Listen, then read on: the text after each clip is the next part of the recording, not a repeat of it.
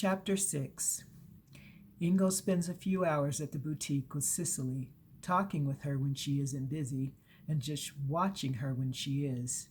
He loves watching her interact with the customers because she is such a natural, and they absolutely adore her. The more time he spends with Cicely, the more he knows she is meant to share his life someday. Even now, he wants that more than anything. However, they have only known each other for a couple of days, and he doesn't want to scare her, so he will continue to take things slow. At least he will try to. Later in the evening, Ingo takes me out to dinner, then to a show at the Capitol Theater. Afterward, we go for a short walk through downtown. Every moment I spend with Ingo is wonderful and exciting. He is introducing me to a whole new world, and I am now doing things I've only dreamed about. To many people, these things may not seem like much, but for me, these activities are everything. When we finally arrive home, Ingo asks me to sing something for him, and I am flattered and nervous at the same time. Other than in a high school program, I have never performed for anyone, but I did promise him last night that I would. I often think about the music teachers I had through the years in school, and each time I sing or play now, my gratitude for them is renewed. Sitting at the piano, I am a bit nervous, but as I warm up my fingers and the notes begin to fill the room, I am carried away, my nervousness fleeing. I play an old Natalie Cole tune, my voice soon joining the music. Discreetly glancing over at Ingo, I find him listening intently, his eyes closed. At the song's end, he opens his eyes and I am warmed by the emotion in them. That was beautiful, Cicely. Thank you. Despite being nervous about performing for him, I really did enjoy it and I'm happy he liked it. Promise me you'll sing for me again. Smiling warmly, I say, I promise. Chapter 7. The following Saturday, Ingo and I go for a long drive up Mill Creek Canyon and have a picnic. I love the beauty of the canyon.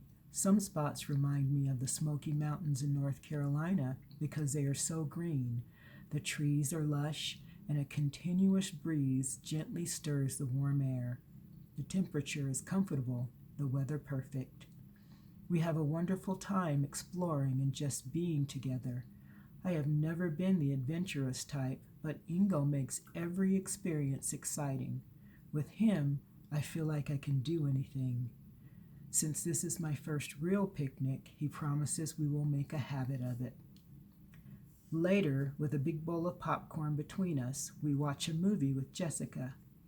Contentment washes over me as I rest my head against Ingo's shoulder, his hand firmly clasping mine. The sadness I have felt for so long is slowly fading, and I am beginning to hope.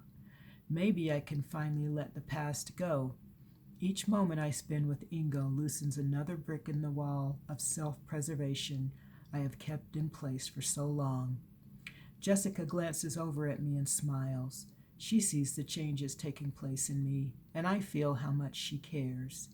She has wanted nothing but happiness for me, and I now realize why the desire she'd felt to have me come to Utah had been so strong. Like a butterfly spreading its wings for the first time, I am beginning to fly. And though I have no idea what is in my future, I am certain moving to Utah and meeting Ingo was a major part of it. It has been weeks since Ingo arrived, and we have become so close it is hard for us to be apart when I have to work. The only thing that keeps us going is the anticipation of spending our evenings together. I have never enjoyed being with someone so much, and I continually savor the innocence of it all. Having slept in this morning, I awakened to find a large bouquet of red and white roses in a crystal vase on my bedside table. It is the first time I have ever received flowers. I inhale the sweet fragrance and then read the card. Good morning, love. I missed you while I slept, and I long to spend another amazing day with you, Ingo. After gazing dreamily at the flowers another moment, I quickly shower and change and do my hair, finishing the look with some light makeup.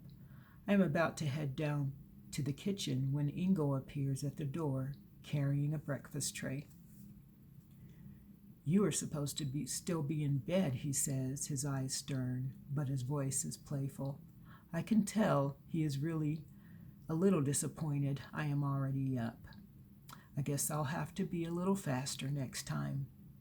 I'm sorry, I say, raising up on my tiptoes to kiss him. I didn't mean to spoil your surprise. Would you like me to change and get back in bed? I smile sweetly, trying to make him laugh and succeed. No, that's okay, but I would like you to get back on the bed so I can at least serve you your breakfast. I grin, immediately complying. When I am settled, Ingo places a tray over my lap. Thank you, I say, marveling at his thoughtfulness. Just when I think there is nothing he can do to make me feel any more special, he surprises me by showering me with even more attention. I've never had breakfast in bed before. Well, then, this will be the first of many times. He presses a hand to my cheek. I'm glad that I can be the one you experience so many firsts with. But before you start eating, there's something I want to tell you. Now wait just a minute. You bring me this amazing breakfast, I say, gesturing to the tray, and now you're telling me I have to wait to eat it? You're talking to the woman with a mega appetite, remember? I can smell sizzling bacon a mile away. You're seriously telling me I have to wait? He laughs. Just for a minute, if you don't mind. Oh, I mind, but I guess I'll wait. I promise it will be worth it. His smile fades slightly. At least I think so. I hope so. Okay. Setting the tray aside, I give him my full attention. All playfulness is gone. This seems serious, and I hope there isn't anything wrong. I need to say something to you, but I don't want to frighten you. That is the very last thing I want to do. Okay, I repeat, trying to keep my voice neutral and not let my imagination run wild. He watches me looking at him expectantly, emotion filling his expression. I love you, Cicely, so very much. I need you in my life more than I have ever needed anything. I have never heard anything as beautiful as Ingo's declaration of love, and it leaves me in awe. Placing my hand against his cheek, a tear slips down unchecked down my own. I love you too, Ingo. You are the best thing that has ever happened to me. He kisses my palm. Pulling a small red box from his pocket, he places it in the same hand. Will you marry me? My heartbeat speeds up a notch. Over the past weeks, I have let myself dream of this moment, and now that it is here, I'm speechless. I continue to stare at him, marveling at his proposal, yet doubt immediately intrudes. Are you sure you want to marry me? I come with a lot of very heavy baggage. I know you're aware of that, but are you really sure? I have never been surer of anything in my life, love. He moves closer, taking my face in his hands. I know many people would consider a single month of dating moving too fast, but you mean more to me than anything in the world. And as far as the baggage, we can carry it together. Releasing a deep sigh, I allow happiness to move through me, warming me to the very core. Though I still feel unworthy of him, I can't doubt his feelings. Love shines through his eyes, making me feel like Cinderella about to become a princess. Nothing would make me happier than being your wife, Ingo. Is that a yes? It is. His eyes shine even brighter, and a grin splits his handsome face, like he has just been handed the world's greatest treasure, which astounds me a little. No, not just a little, a lot. When did I become such a prize? How is it possible? Interrupting my mental musings, he presses his lips to mine, kissing me slowly. Drawing back, he takes the ring from the box and places it on my finger. It's beautiful, I say, admiring the heart-shaped solitaire. Just like you. Kissing him again, I touch my forehead to his. I love you. And I love you, he whispers, more than you could ever know. And Aunt Jessica will be very happy for us. I think she has wanted this all along. That's an understatement. I'm sure you're right, I agree, remembering how Jessica practically pushed me into spending that first day with Ingo.